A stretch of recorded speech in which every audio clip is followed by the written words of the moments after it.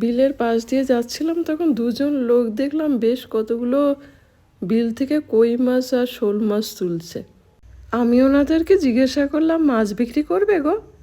বলল হ্যাঁ। আমি বললাম তাহলে 2 কেজি কই মাছ আর একটা শোল মাছ দাও। ওরা বলল কই মাছ কিলো 900 টাকা করে দিতে হবে। আমি বললাম না না, অত দাম বলছো কেন, একটু কমাও। ওরা বলল ঠিক আছে দিদিভাই, তাহলে 800 টাকা করে দিতে হবে। আমি বললাম ঠিক আছে দাও। মেপে একটা প্লাস্টিক জোগাড় করে আমাকে দিয়ে দিল। আমি বললাম আরে বাবা কেটে দাও, আমি এটা নিয়ে কি করব। বললেন আমরা তো কেটে বিক্রি করি না, আমাদের কাছে তো বটিদা নেই, আমরা বাজারে দিয়ে আসি, বাজারে ওরা কেটে বিক্রি করে। আমি ওনাদেরকেই জিজ্ঞাসা করলাম কিভাবে তাহলে কাটবো তোমরা জানো কি? ওনারা বললেন চোখের উপর নুন ছড়িয়ে দিলে মাছগুলোর তেজ কমে যাবে।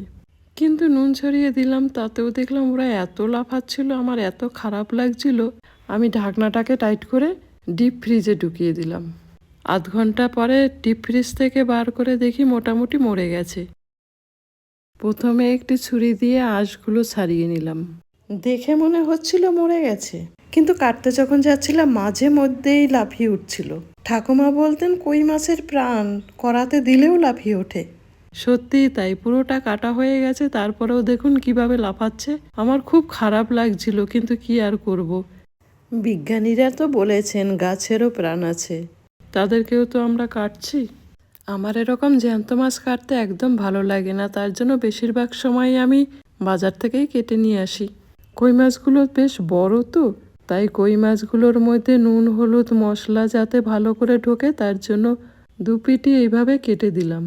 9টাতে 2 কেজি হয়েছে। মাছ কাটতে কাটতে ক্লান্ত হয়ে গেছি।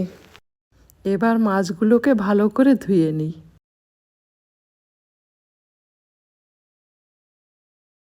কই মাছগুলোর মধ্যে ডিম হয়েছে। কিভাবে রান্না করব পরের ভিডিওতে আপলোড করব।